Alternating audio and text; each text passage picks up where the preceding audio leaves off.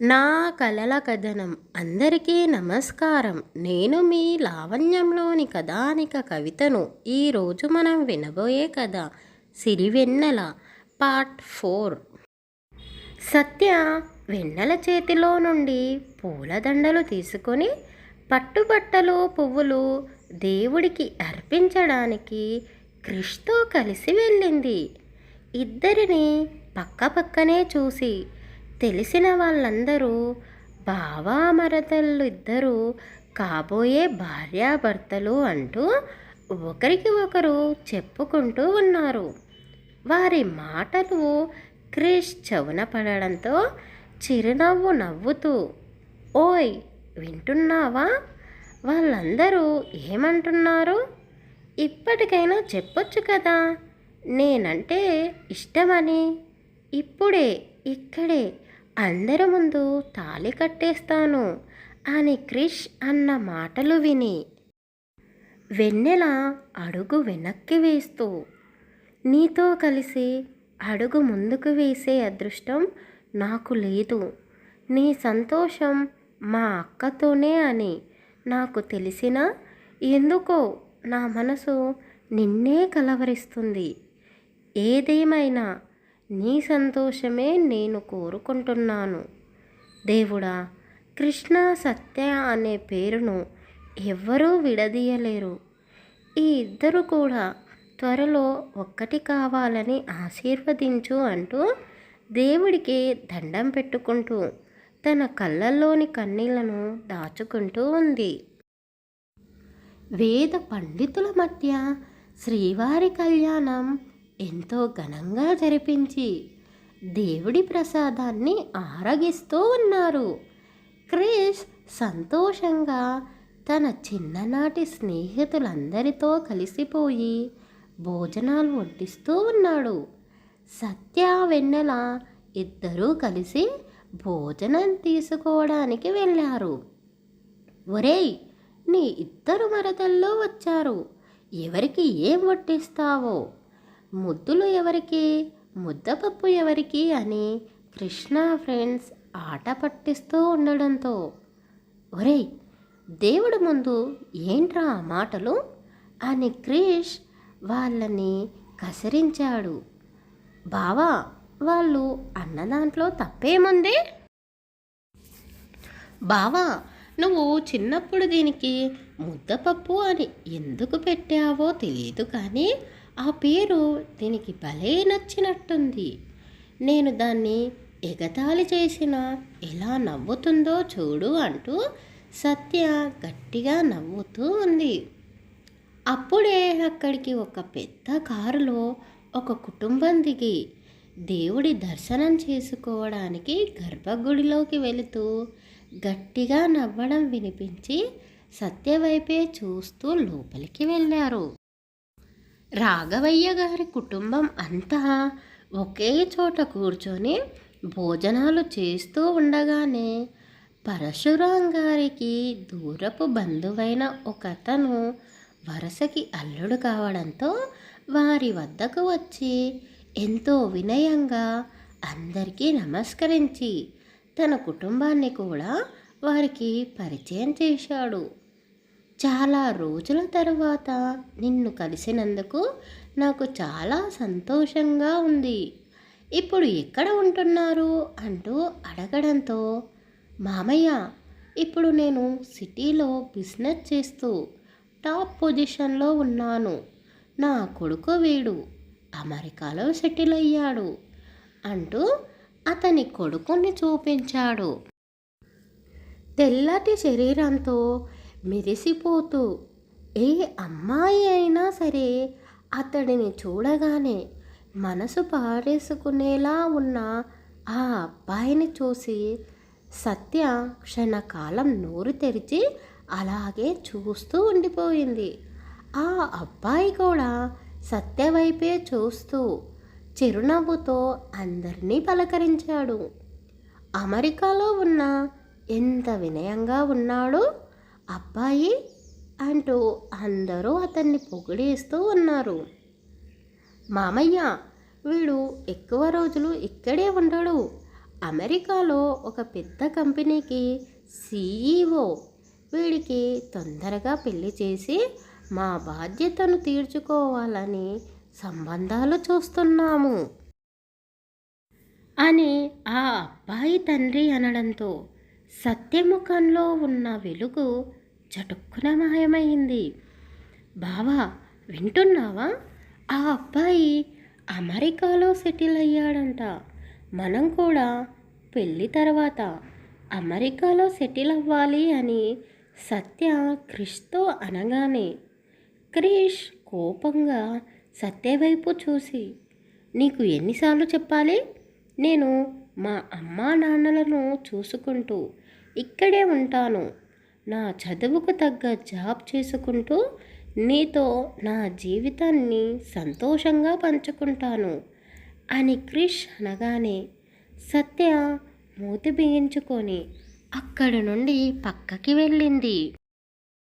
మొదటి చూపులోనే సత్యను ఇష్టపడ్డ అమెరికా అబ్బాయి ఆమెతో మాట్లాడడం కోసం ఆమెను వెతుక్కుంటూ వెళ్ళాడు.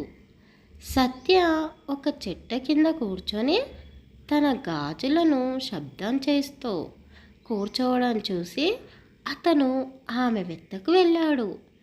ఆమె పేరు తెలియక ఎలా పిలవాలి అని ఆలోచిస్తూ అంటూ గొంతు సవరించుకున్నాడు. వచ్చింది క్రిష్ అనుకొని, నేను చెప్పింది నువ్వు విననప్పుడు నీ మాటలు కూడా నేను వినను అంటూ సత్య విసురుగా లేచి అక్కడి నుండి వెళ్ళిపోతూ ఉండగా, అయ్యో, మీరు నాకేం చెప్పారండి? నేనేం వినలేదు అని అతను అనగానే సత్య వెనక్కి తిరిగి చూసి అతన్ని అంత దగ్గరగా చూసి రెప్ప వేయడం కూడా మర్చిపోయింది. అబ్బా, ఏమున్నాడు! అచ్చం సినిమా హీరోలా ఉన్నాడు. నాకు కూడా చిన్నప్పటి నుండి అమెరికా వెళ్ళాలని, అక్కడే సెటిల్ కావాలన్న కోరిక. కానీ నా కోరికలాగే ఉండిపోయేలా ఉంది. ఇతను చాలా అదృష్టవంతుడు. ఇతన్ని చేసుకునే అమ్మాయి కూడా అదృష్టవంతురాలే అని సత్య మనసులోనే అనుకుంది. హలో మేడం అంటూ అతను సత్య ముఖంపై చిటిక వేస్తూ ఆమెని ఊహల్లో నుండి తేరుకునేలా చేశాడు. ఏటండి, నన్ను చూస్తే చెట్టవాడిలా కనిపిస్తున్నానా? నా నుండి అలా పారిపోతున్నారు అని అతను అడగడంతో, అబ్బే, అదేం కాదండి, మీరు హీరోలా ఉంటారు. అలాంటి మిమ్మల్ని ఎవరైనా చెడ్డవాడు అని ఎందుకు అనుకుంటారు? నేను ఏదో చిరాకులో ఉండి వచ్చింది మీరు అని గమనించలేదు అంటూ సత్య చిరునవ్వుతో చెప్పింది. హమ్మయ్య, మీ చిరాకు పోయిందా? నేను ఒకటి చెబుతాను, మీరు నన్ను తప్పుగా అనుకోవద్దు. మీరు ఎంత అందంగా ఉంటారో మీ చిరునవ్వు కూడా అంతే అందంగా ఉంటుంది. మీ పెదాలపై ఆ నవ్వుని చెరిగిపోనివ్వకండి అంటూ అతను అనగానే సత్య ఆశ్చర్యపోయి, ఎంత చక్కగా మాట్లాడుతున్నాడు! మా బావ కూడా ఎప్పుడూ నన్ను ఇలా పొగడలేదు. పేరుకే నన్ను ప్రేమిస్తున్నాను అని చెబుతున్నాడు. ఇతని మాటలు వింటుంటే నా మనసుకు ఎంతో హాయిగా ఉంది అని సత్య అనుకుంది. ఇద్దరూ కొద్దిసేపు మాట్లాడుకుంటూ ఒకరి గురించి ఒకరు తెలుసుకొని, నేను ఈ పక్కనే ఉన్న ఊరిలో ఒక అమ్మాయిని చూడడానికి వెళ్తున్నాను. కానీ నాకు ఆ అమ్మాయి నచ్చదేమో అనిపిస్తుంది అని ఆ అబ్బాయి అనగానే సత్య దీనంగా చూస్తూ, అదేంటి, చూడకుండానే నచ్చదు అని ఎలా చెబుతున్నారు అని అడిగింది. నిజం చెప్పాలా అంటూ ఆ అబ్బాయి సత్య కళ్ళలోకే చూస్తూ, నేను ఈ గుడిలోకి అడుగు పెట్టగానే ఒక అమ్మాయిని చూశాను. మొదటి చూపులోనే ఆ అమ్మాయి నాకు బాగా నచ్చింది. ఇప్పుడు నా మనసుకు అనిపిస్తుంది, ఖచ్చితంగా ఆ అమ్మాయి నా భార్య కానుంది అని. అతను అనగానే, అవునా, ఎవరో ఆ అమ్మాయి? ఈ ఊరిలో నాకు తెలియని వాళ్ళంటూ లేరు అని సత్య ఆత్రంగా అడిగింది. అతను ఒక గిఫ్ట్ తీసి, ఇది ఇప్పుడే ఈ జాతరలోనే కొన్నాను, నేను వెళ్ళాక ఇది తెరిచి చూడు, ఆ అమ్మాయి ఎవరో నీకే తెలుస్తుంది. ఆ అమ్మాయి మనసులో నా గురించి ఏమనుకుంటుందో నువ్వు తెలుసుకున్న తర్వాత నాకు ఫోన్ చెయ్యి అంటూ అతని నెంబర్ సత్య చేతిలో పెట్టి బాయ్ అంటూ చిరునవ్వుతోనే అక్కడి నుండి వెళ్ళిపోయాడు.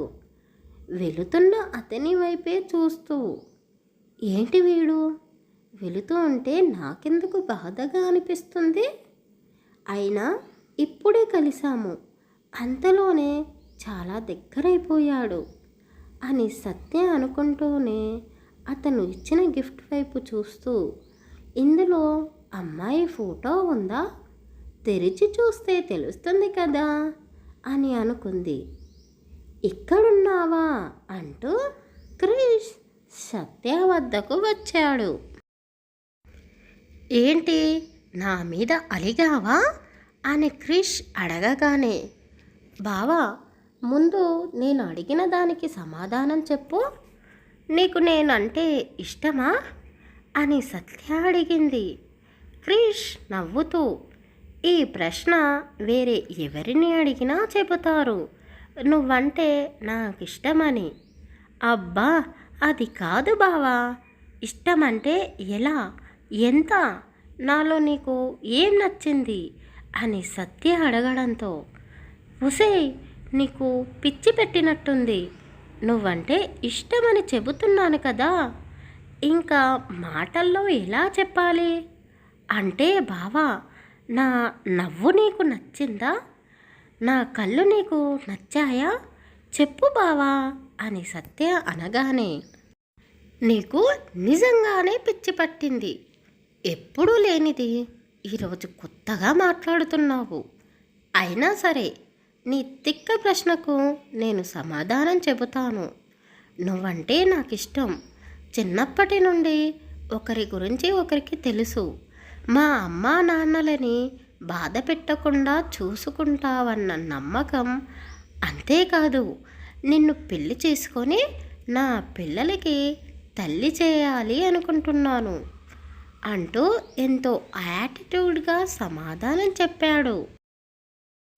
అంటే మనమిద్దరం పెళ్లి చేసుకున్నాక కూడా ఈ ఊరిలోనే ఉండాలా అని సత్య అడగగానే క్రిష్ ఆమె చేతిని పట్టుకుంటూ, అవును, ఇన్ని రోజులు చదువు పేరు చెప్పి అమ్మా నాన్నలకు దూరంగా ఉన్నాను, ఇప్పుడు ఈ ఊరిని మా వాళ్ళను వదిలి ఎక్కడికి వెళ్ళను, నేను జాబ్ చేస్తూ మిమ్మల్ని చూసుకుంటాను, ఒకవేళ ఒక వారం రోజులు అక్కడే ఉండాల్సి వస్తే నువ్వు ఉన్నావు కదా మన రెండు కుటుంబాలని చూసుకోవడానికి అని క్రిష్ అనగానే సత్యకి చాలా బాధేసింది.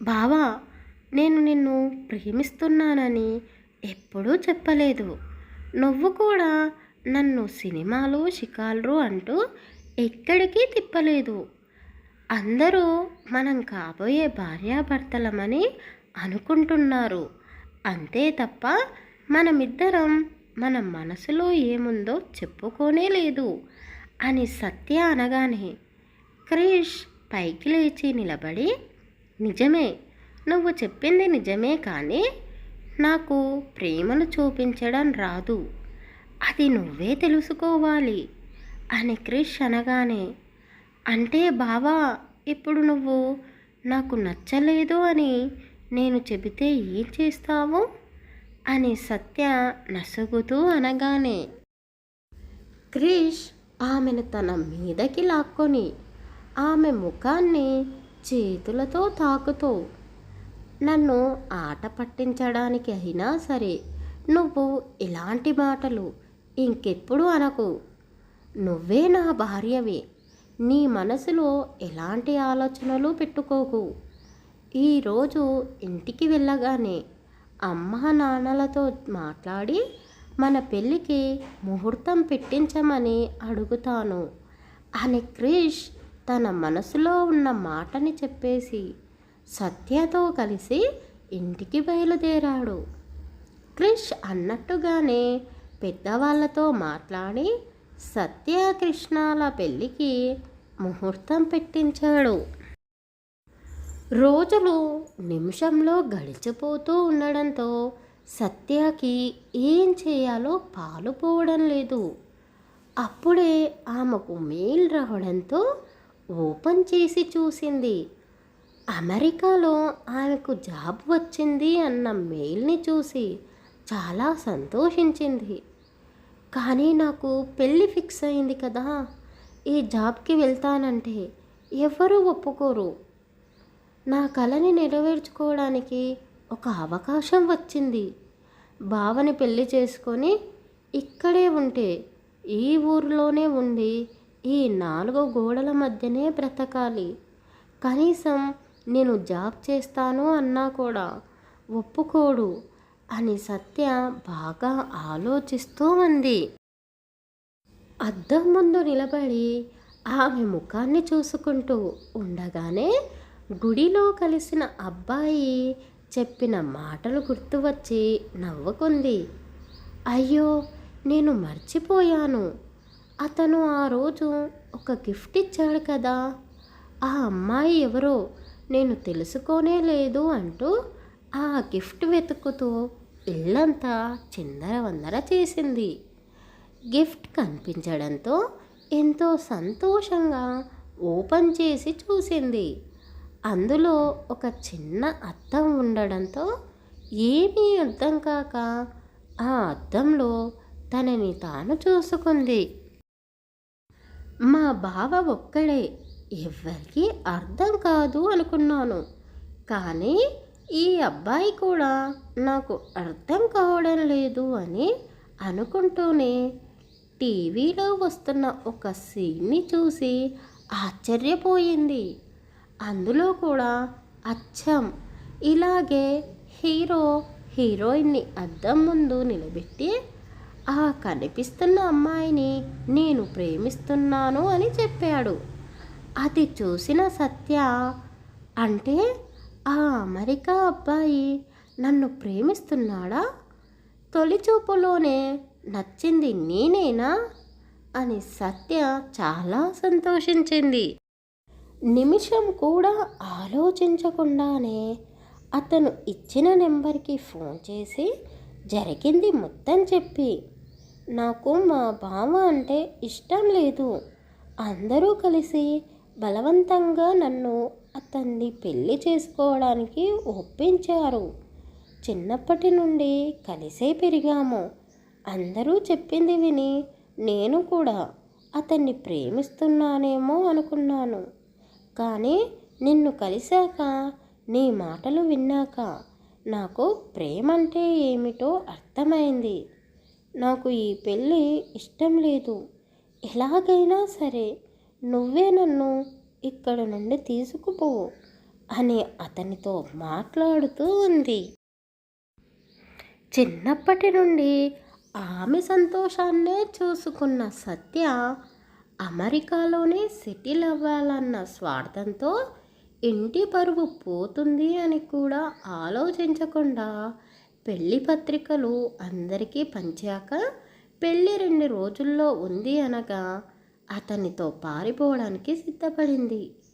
తల్లిదండ్రులు లేని వెన్నెలను కోడలిగా చేసుకోవాలని సుభద్ర ఆశపడింది. కానీ క్రిష్ సత్యాన్ని ప్రేమిస్తున్నాడని తెలిసి కొడుకు ఇష్టాన్ని కాదనలేక పెళ్ళికి ఒప్పుకుంది.